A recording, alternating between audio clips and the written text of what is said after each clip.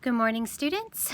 I'm coming to you from outside today. I was gardening and I thought this would be a great time to give you a lecture on the Lusitania and World War I and unrestricted German submarine warfare, as one typically does when gardening. So if you see my dirty hands, that's where I've been. I haven't been, I don't know, doing nefarious acts or anything like that. So let's go ahead and jump right into it. This will be going along with blog post, I can't quite keep up with it. I think it's 4.1, which is Unrestricted Submarine Warfare and the Lusitania itself. So we have just finished the Second Battle of Ypres, and we talked about just how really devastating that chemical attack on Ypres was. And if you recall, the date on that attack was the end of April to the beginning of May of 1915. And so that was almost the start of a new low. The big push for something different, for something new in World War I, and it was that chemical devastation and the new lengths that the German army initiated to get the victory that they so quickly wanted. Remember, Germany is fighting against France, it's fighting against Britain, it's fighting against Russia, it's fighting against a number of smaller entities that are all banding together. The only way that even a military juggernaut like Germany has to succeed is if they do quickly, if they win quickly. And so one of the ways that you must fight if you're going to win quickly is you have to be brutal. You have to be willing to do pretty much what your opponent is not willing to do. And so immediately after the Second Battle of Ypres, when the chlorine gas is deployed on the Allies and the devastation was so harsh and the rest of the world was sort of reeling of, is this where we are? Is this warfare now? We start to see another trend within the naval battles of World War I. Now, if you remember, as you should, children, the island of Great Britain is in fact an island, meaning it's surrounded by water. All trade, all troops, everything leaves the island via their navy, and it has the world's strongest navy. And so one way that the Germans were attempting to combat the stronger navy of the British Isles was to enact what's called unrestricted submarine warfare. And I've asked you to contemplate the question, is this true? Is there such a thing as all's fair in love and war, or are there morality rules that you must follow in war?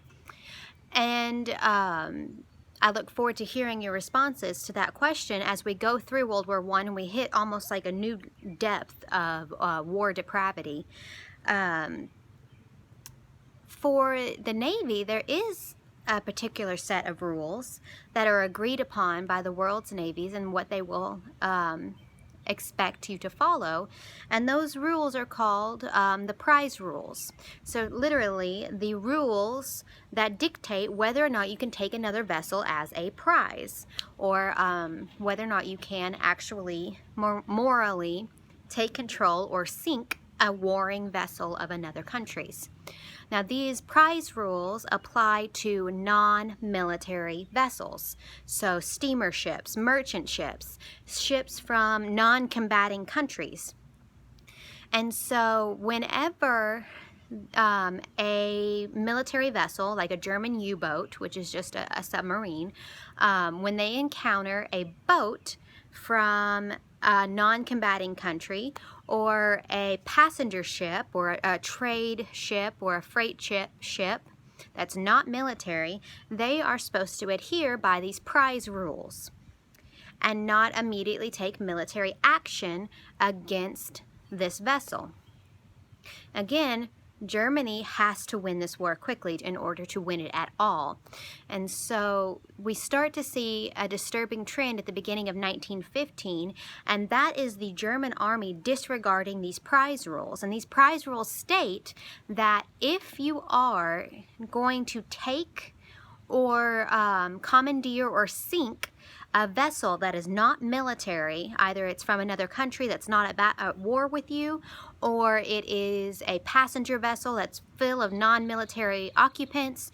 For those two reasons, if you are going to sink or take control of those vessels, you must first, in order to be necessarily moral, you must first allow the essential crew and the non-military people aboard a chance to save themselves by removing themselves from the vessel.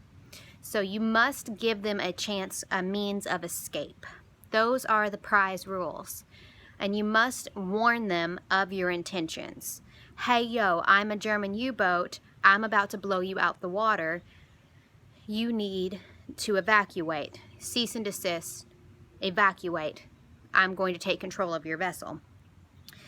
Now, the German U-boats, especially in the waters surrounding the British Isles, the German Army decided, or excuse me, Navy rather, that we can go around this accepted prize rule notice by simply declaring the waters around Great Britain as a war zone. And if we declare those waters as a war zone, then any ships that choose to sail through it could necessarily be taking their lives into their own hands. And their logic being that we are not responsible if you choose to go through where we have decided is a war zone.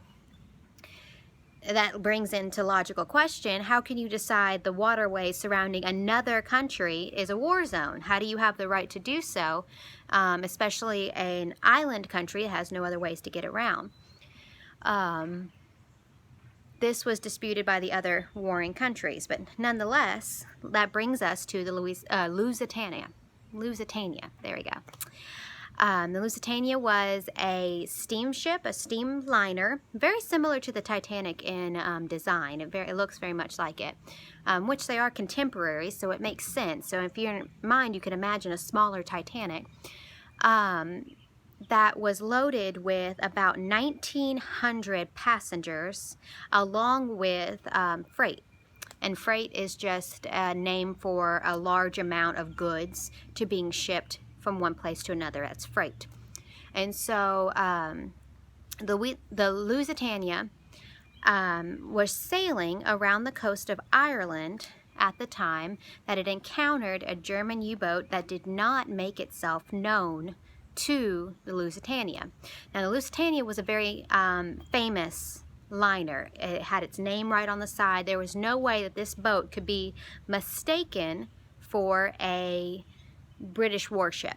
Not a possible mistake. It's a very well-known boat, and even so, the rules of combat would have declared you must make yourself known. The German U-boat did not make itself known and proceeded to torpedo the side of the Lusitania. I keep wanting to say Louisiana. That's not right. That's just my Americanisms coming out. The Lusitania. The first torpedo hits it in the side, and then the people on board immediately start to evacuate. And remember, there's 1,900 people aboard this ship, and it's in May of 1915. So even though it's the end of spring, the waters are very, very chilly. This is immediately a life-endangering situation. They deploy the lifeboats, and a second torpedo is sent to the front of the ship. Of the lifeboats that are available, only a few are deployed successfully because people are panicked, people are scared. I mean, the people on these boats, they're not military. They are women, children, families, professionals. They are people that are not trained to deal with this event.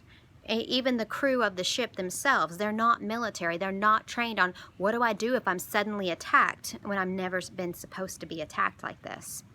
Of the 1,900 people that were aboard this ship, only 760 or so, give or take a few, 760 people survived the attack, meaning that 1,200 men, women, and children drowned after their boat, the Lusitania, went down. It only took 18 minutes from the time that the first torpedo hit to the time that the Lusitania was completely underwater. So it goes without saying that this is an enormous loss of life. And not only is it an enormous loss of life, it is completely and totally depraved in the minds of the Allies. These are women, these are children. You shot a boat that was doing nothing wrong. You murdered 1,200 people. And so this coming so quickly and on the heels of the Second Battle of Ypres, where the chemical attacks really just stunned the world, you start to see this narrative of these villainous Germans, like these evil, morally depraved people waging war on all that is good and is right. So that is the slant, or that is the picture that the Allies begin to paint of their enemies. It is not, in their eyes, seen as a gentleman's war.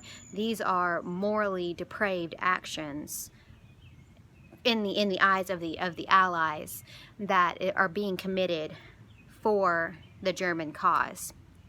And so after this, the world just sort of collectively blinked in horror and then began immediately to call for action against Germany. Now, of the 1,200 people that died on the Lusitania, 128 of them were Americans. And if you're keeping track of our timeline for World War I, America is not in World War I at this time. There was 2 more years before we would become a presence in this war itself. So, that being said, what do we do when a foreign war suddenly claims the lives of 128 American citizens? Now, generally, the populace of America is calling, let's go to war, let's do it. It's a very emotional, strong reaction.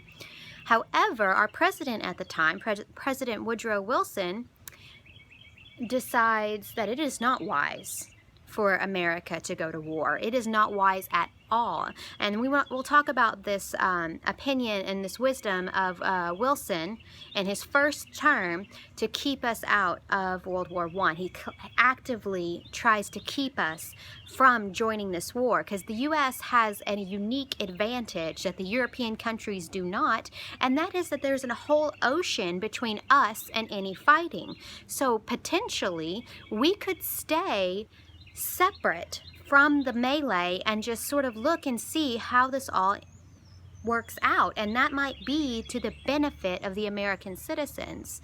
So Woodrow Wilson at this time says, I know you're upset, I know that this is a horrible, horrible thing, and I am calling for Germany to stop immediately or else they become our enemy.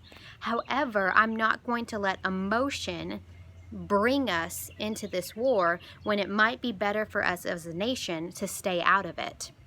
So it's an interestingly clear-headed response to a horrific tragedy. However, he does issue this warning to Germany: if you do this again, if you do not cease your unrestricted submarine warfare, you will make an enemy of the United States. And that is just politicians talk with, we're coming for you. So, something that I want you to think about when we're looking at this unrestricted submarine warfare, is this the same as releasing the chlorine gas at Ypres? Or is this something different? Is this an amoral decision, or is it moral because we're at war? Again, the Germans used 2 different facts to justify the sinking of this steamship, and one fact they use is that it was sailing through war waters. We decided this is a war zone and they were sailing through it. They took their lives into their own hand. That's one of their excuses. And the second is the fact that the Lusitania did have bullets on board as part of its freight that were going to go to the British Army. And so the Germans said they were aiding my enemy, so I shot them down. Decide for yourself. Are these excuses that are worth it? We'll discuss in class, and be on the lookout for your assignment. See you guys.